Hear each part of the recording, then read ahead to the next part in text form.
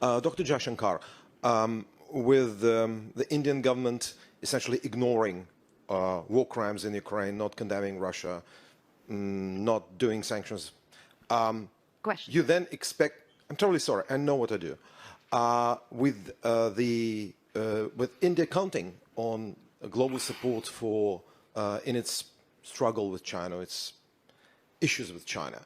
How do you think you'll be trusted by others after that? Why do you think anyone will help Delhi after you didn't help others over Ukraine? Thank you. You know, it's an interesting question which you might, I mean, not you, meaning you personally, but people might want to ask themselves, because if I were to take Europe collectively, which has been singularly silent on many things which were happening, for example, in Asia, you could ask, why would anybody in Asia trust Europe on anything at all?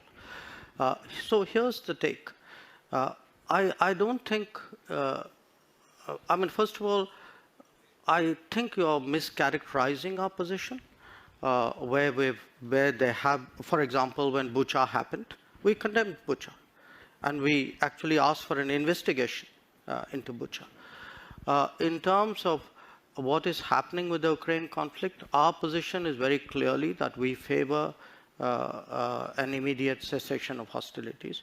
It's not that we've ignored it, unless you call phone calls to Putin and Zelensky as ignoring something. So first, I would urge you to get the factual position accurately. Secondly, in terms of the connection you are making, look, you know, we have a difficult relationship with China.